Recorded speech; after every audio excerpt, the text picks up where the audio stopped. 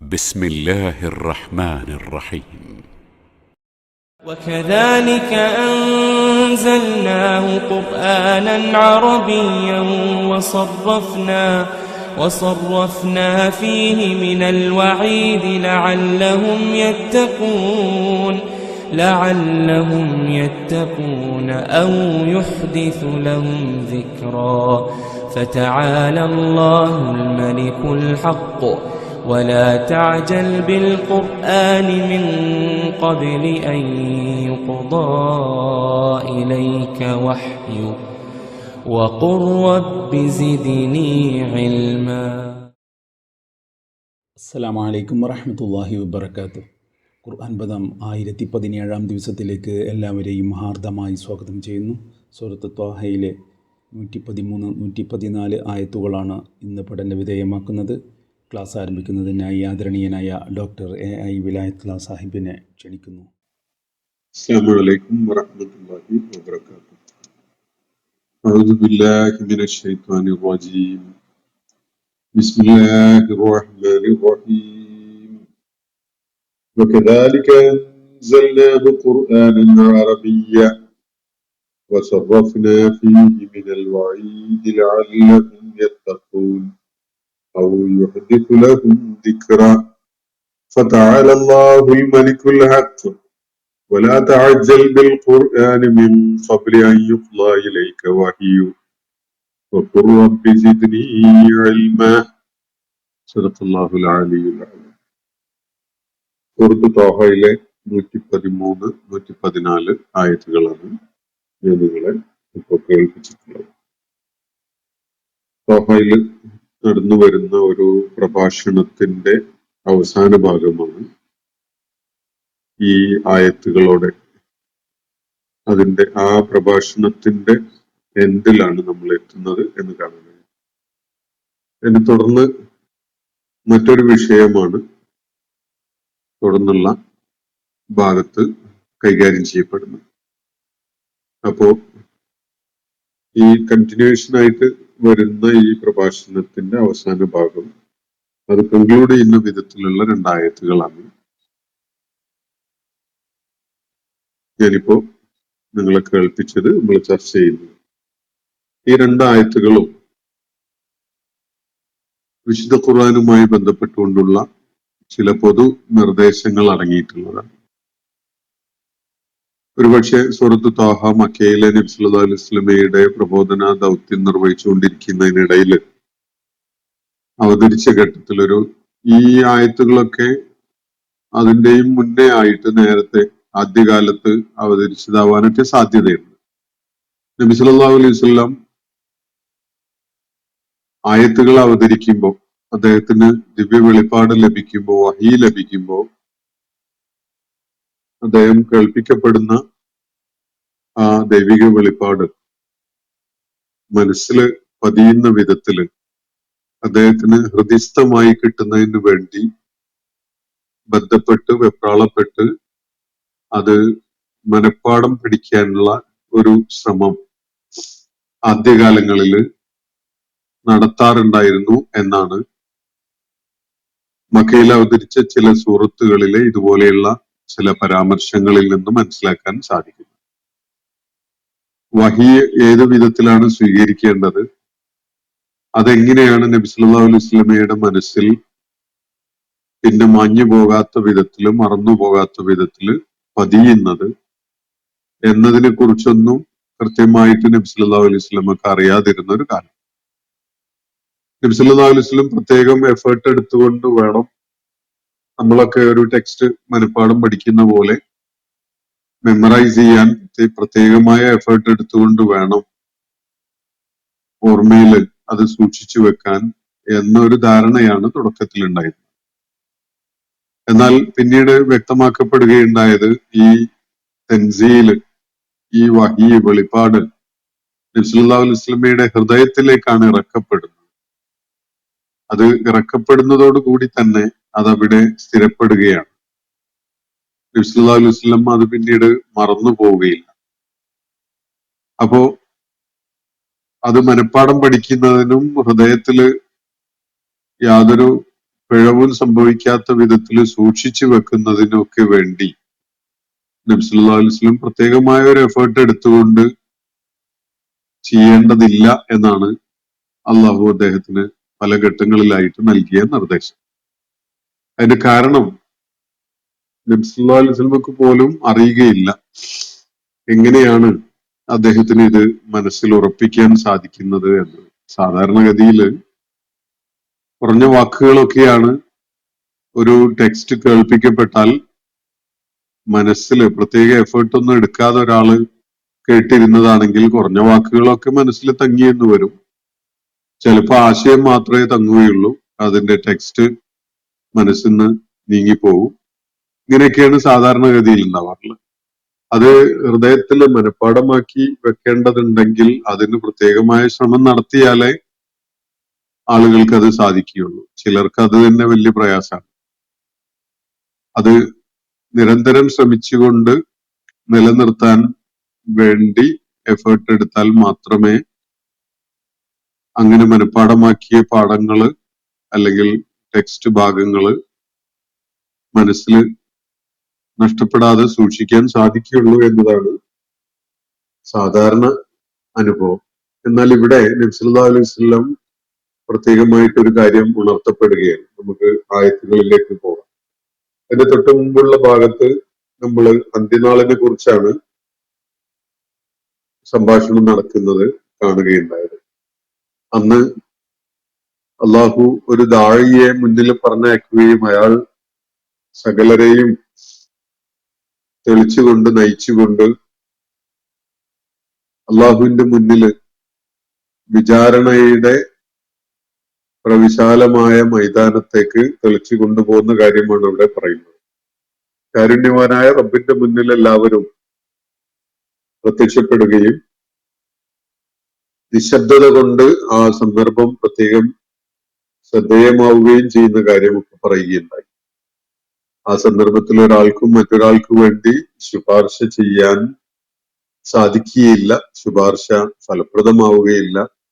അള്ളാഹുവിന്റെ മുന്നില് ശബ്ദമുയർത്തി സംസാരിക്കാനോ ആർക്കെങ്കിലും വേണ്ടി വല്ലതുമൊക്കെ പറയാനോ ഒന്നും കഴിയുന്ന ഒരാൾ പോലും അന്ന് ഉണ്ടാവുകയില്ല. അള്ളാഹുവിന്റെ സാന്നിധ്യത്തില് നാക്കനക്കാൻ പോലും ഒരാൾക്കും കഴിയുകയില്ല. തുടങ്ങിയിട്ടുള്ള കാര്യങ്ങളാണ് പറയപ്പെട്ടത്. എന്നാൽ അതിന് തുറന്ന് വ്യക്തമാക്കപ്പെട്ടത് കാരുണ്യവാനായ റബ്ബ് ആർക്കെങ്കിലും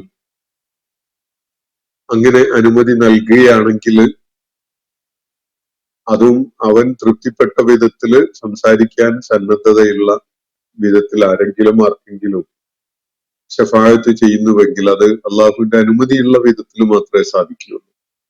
അള്ളാഹുവിന്റെ അനുമതി ഇല്ലാതെ ഒരാൾക്കും മറ്റൊരാൾക്ക് വേണ്ടി ശഫാഅത്ത് നടത്താൻ സാധ്യമല്ല എന്നാണ് അവിടെ വ്യക്തമാക്കപ്പെട്ടത്.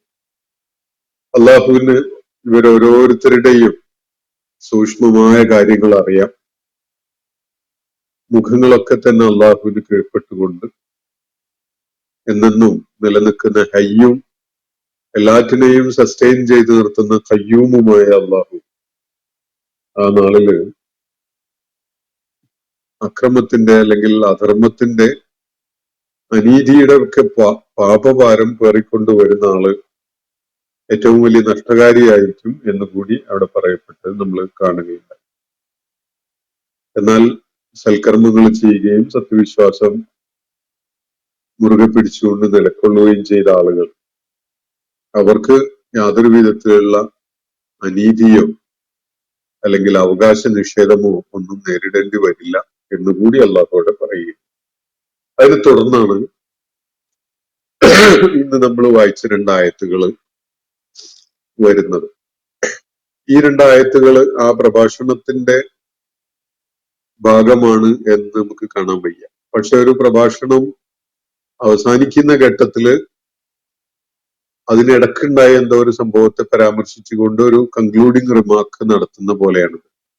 ഒരു പക്ഷെ മുകളിലെ ആയാത്തുകൾ അവതരിപ്പിക്കപ്പെട്ടപ്പോൾ നബി സല്ലല്ലാഹു അലൈഹി വസല്ലം ധൃതിപ്പെട്ട് അവ മനസ്സിൽ ഉറപ്പിക്കുന്നതിന് വേണ്ടി വളരെയേറെ സ്ട്രഗിൾ ചെയ്തിട്ടുണ്ടാവണം. അപ്പോ അതിനെക്കുറിച്ച് ഇവിടെ അള്ളാഹുവിന്റെ നിർദ്ദേശപ്രകാരം മലക്ക് ജിബ്രീൽ നബി സല്ലല്ലാഹു അലൈഹി വസല്ലമയോട് പറയുന്ന വിധത്തിലായിരിക്കണം ഈ രണ്ടായത്തുകൾ വരുന്നുണ്ടാവുക.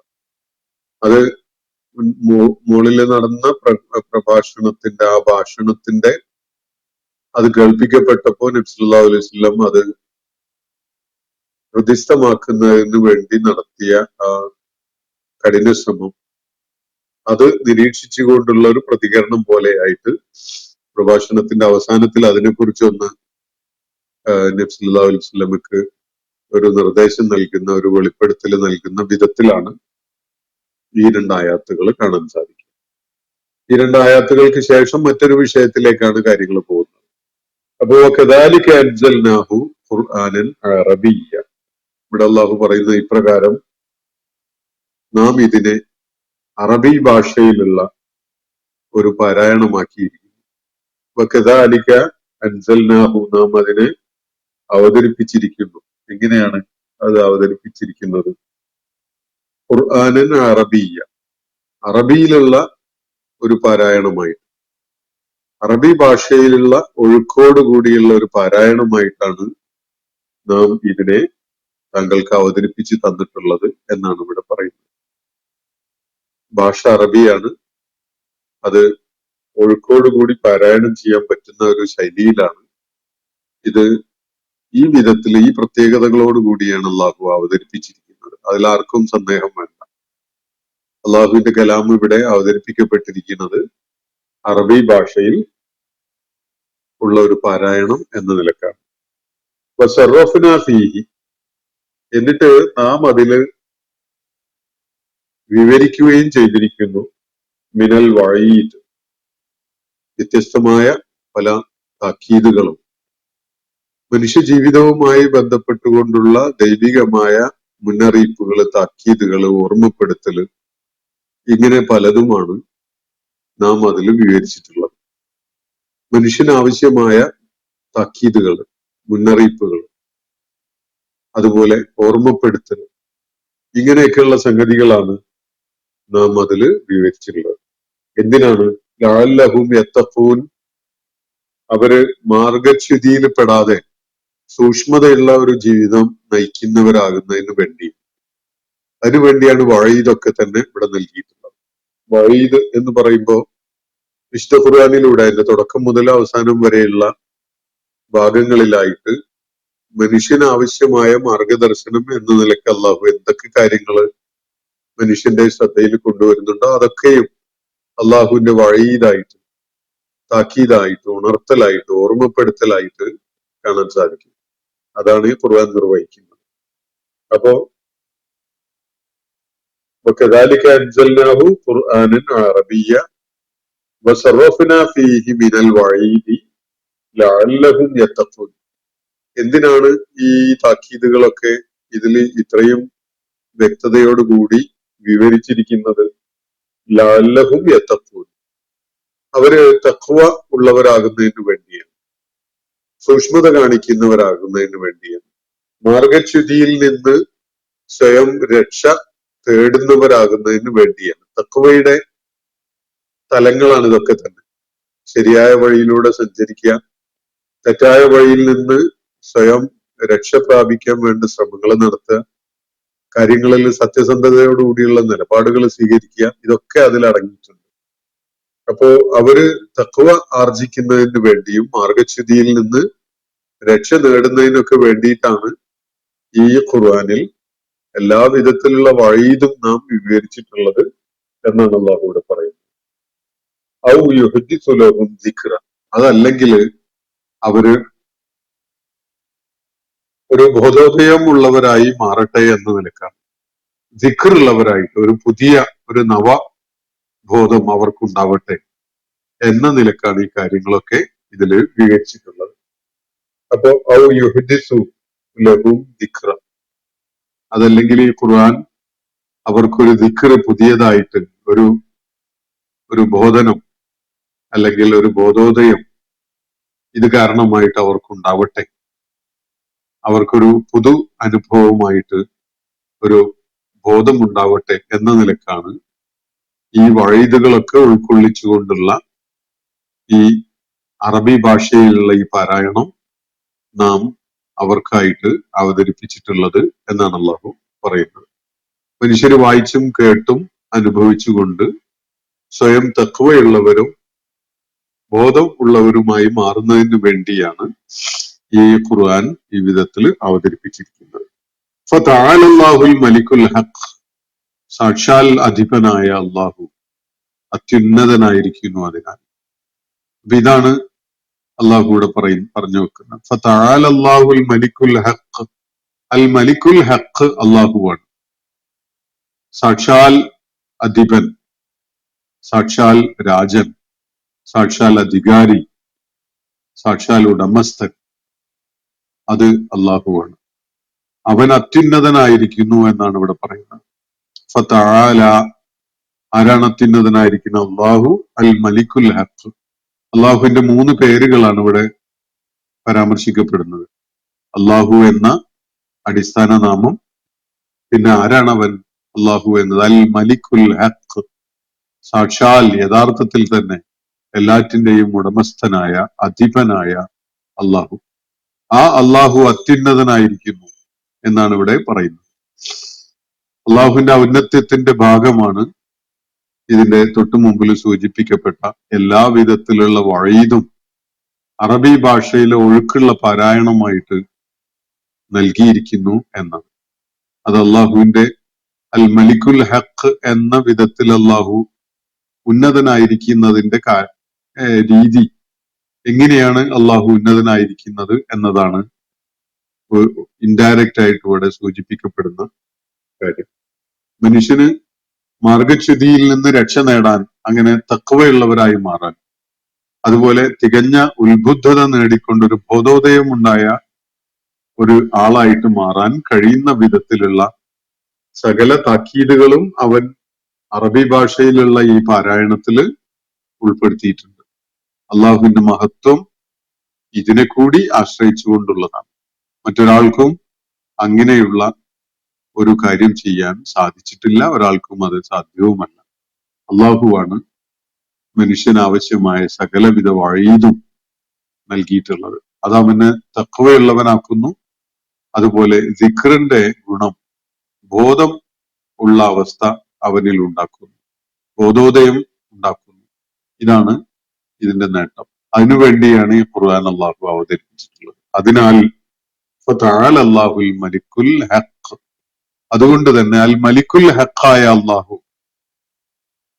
സാക്ഷാൽ അധികാരിയായ അധിപനായ അള്ളാഹു സമുന്നതനായിരിക്കുന്നു എന്നാണ് ഇവിടെ പറയുന്നത്. വലാ തഅജൽ ബിൽ ഖുർആൻ. എന്നിട്ട് നബി സല്ലല്ലാഹു അലൈഹി വസല്ലമക്ക് ഒരു നിർദ്ദേശം നൽകുകയാണ്. പ്രവാചകരെ, താങ്കൾ ധൃതിപ്പെടരുത്, ധൃതി കാണിക്കരുത്, അജലത്ത് കാണിക്കരുത്. വലാ തഅജൽ ബിൽ ഖുർആൻ, ഖുർആന്റെ കാര്യത്തിൽ, ഖുർആൻ പാരായണം ചെയ്യുന്നതിന് ധൃതിപ്പെട്ട് അജലത്ത് കാണിച്ചുകൊണ്ട് നീ പാരായണത്തിന് മുതിരരുത്. മിൻ ഖബ്ലി അൻ യുഖ്ളാ ഇലൈക വഹ്യു, അതിന്റെ ദിവ്യബോധനം നിനക്ക് നൽകപ്പെടുന്നത് പൂർത്തിയാകുന്നതിന് മുമ്പായിട്ട്. അപ്പോ ദൈവിക വെളിപ്പാടുകളായിട്ട് നബി സല്ലല്ലാഹു അലൈഹി വസല്ലമക്ക് അവതരിപ്പിച്ച് നൽകപ്പെടുന്ന ഈ ഖുർആൻ, അതിന്റെ അവതരണം നബി സല്ലല്ലാഹു അലൈഹി വസല്ലമക്ക് പൂർത്തിയായി കിട്ടുന്നതിന് മുമ്പായി ധൃതിയില് നാക്കിട്ടടിച്ച് അമിതമായ ധൃതി കാണിച്ചുകൊണ്ട് അത് പാരായണം ചെയ്യാൻ നിൽക്കണ്ട. വഖുർ റബ്ബി സിദ്നി ഇൽമ, ഇങ്ങനെ ഒരു കാര്യം ചെയ്താൽ മതി. റബ്ബി സിദ്നി ഇൽമ എന്ന് പറഞ്ഞുകൊണ്ടിരുന്നാൽ മതി. നീ പ്രാർത്ഥിച്ചാൽ മതി ഇങ്ങനെ, റബ്ബെ എന്റെ അറിവിനെ നീ വർദ്ധിപ്പിച്ചു തരണമേ എന്ന് നീ പറഞ്ഞുകൊണ്ടിരുന്നാൽ മതി, പ്രാർത്ഥിച്ചാൽ മതി.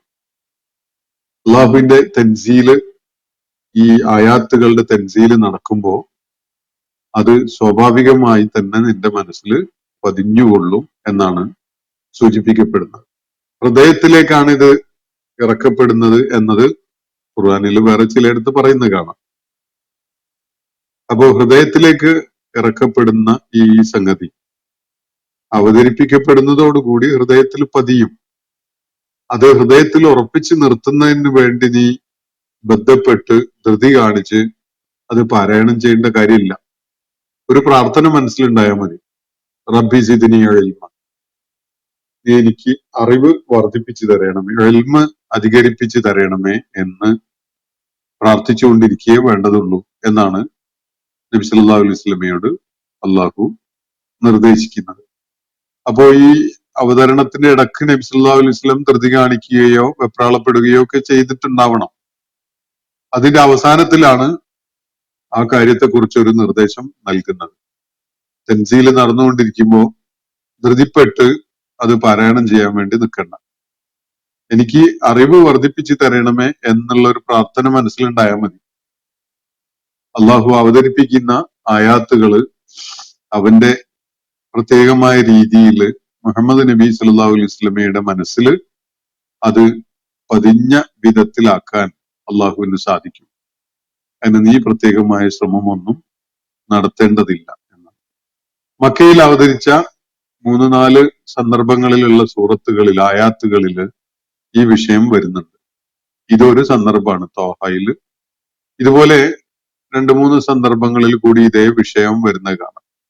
എന്ന് പറഞ്ഞ തുടക്കത്തില് നബി സല്ലല്ലാഹു അലൈഹി വസല്ലം അദ്ദേഹത്തിന് ലഭിച്ചിരുന്ന വഹി മനഃപ്പാഠമാക്കാൻ വേണ്ടിയുള്ള അമിതമായ വ്യഗ്രത കാണിച്ച് വെപ്രാളപ്പെട്ട് ബന്ധപ്പെട്ട് അത് പാരായണം ചെയ്യുമായിരുന്നു എന്നതാണ് മനസ്സിലാക്കാൻ പറ്റുന്നത്. അതിനെക്കുറിച്ചൊരു താക്കീത് നൽകപ്പെട്ടതിന് ശേഷവും പലതവണ നബി സല്ലല്ലാഹു അലൈഹി വസല്ലം ആ ധൃതി പ്രകടിപ്പിച്ചു കാണാം. കാരണം എങ്ങനെയാണത് മനസ്സിൽ ഉറപ്പിക്കുന്നത് എന്നത് നബി സല്ലല്ലാഹു അലൈഹി വസല്ലമക്ക് ആ ഘട്ടത്തിൽ അറിയില്ല. അത് അള്ളാഹു ചെയ്തു കൊള്ളും എന്നത് അള്ളാഹു വ്യക്തമാക്കുന്നുണ്ട് വേറെ ചിലയിടത്ത്. അപ്പൊ അത് കാരണമായിട്ട് അങ്ങനെ അള്ളാഹു പറഞ്ഞിട്ടുണ്ടെങ്കിൽ പോലും എന്റെ ഭാഗത്തുനിന്ന് ഒരു ശ്രമം ആവശ്യമുണ്ടല്ലോ എന്നൊക്കെയുള്ള നിലക്ക് വീണ്ടും നബി സല്ലല്ലാഹു അലൈഹി വസല്ലം ഇത് മനഃപ്പാഠമാക്കാൻ ധൃതി കാണിച്ചിട്ടുണ്ടാവണം. ഇവിടെ താക്കീതായിട്ട് അല്ലെങ്കിൽ ഒരു ഇതിൽ ഇടപെട്ടുകൊണ്ടുള്ള ഒരു സംസാരം എന്നുള്ള നിലക്ക് പറയുന്നത് വലാ തഅജൽ ബിൽ ഖുർആനി മിൻ ഖബ്ലി അൻ യുഖ്ള ഇലൈക വഹ്യു. വഹ്യ് അവസാനിക്കുന്നതിന് മുമ്പായിട്ട്, അവതരിച്ചുകൊണ്ടിരിക്കുന്ന വഹ്യ് അവസാനിക്കുന്നതിന് മുമ്പായിട്ട് ഈ പാരായണം നിർവഹിക്കാൻ നീ ധൃതി കാണിക്കേണ്ട. വഖുർ റബ്ബി സിദ്നി ഇൽമ, എനിക്ക് ഇൽമ് വർദ്ധിപ്പിച്ചു തരണമേ എന്ന് പറയുക മാത്രം ചെയ്താൽ മതി എന്നാണ് ഇവിടെ നബി സല്ലല്ലാഹു അലൈഹി വസല്ലം നിർദ്ദേശിക്കപ്പെടുന്നത്. ഈ വിഷയം മദീനയിൽ അവതരിച്ച സൂറത്തുകളിൽ പിന്നീട് വരുന്നില്ല. മക്കയിൽ അവതരിച്ച സൂറത്തുകളിലാണ് ചില സന്ദർഭങ്ങളിൽ ഈ വിഷയം വരുന്നത്. അപ്പോൾ മനസ്സിലാക്കാൻ സാധിക്കുന്നത് ഈ 2-3 അനുഭവങ്ങളിലൂടെ വഹ്യ് എങ്ങനെ സ്വീകരിക്കണം എന്ന കാര്യം നബി സല്ലല്ലാഹു അലൈഹി വസല്ലം വേണ്ട വിധത്തില് പരിശീലനം ലഭിച്ച ആളായി മാറി എന്നാണ്. 2-3 ഇടപെടലുകൾ നടന്നതോടുകൂടി വഹ്യ് ഉണ്ടാകുമ്പോ എങ്ങനെയാണ് അതിനെ സ്വീകരിക്കേണ്ടത് എന്നത് സംബന്ധമായി നബി സല്ലല്ലാഹു അലൈഹി വസല്ലമക്ക് കൃത്യമായ ഒരു ധാരണ ഉണ്ടായി എന്നതാണ് കാണാൻ കഴിയുന്നത്.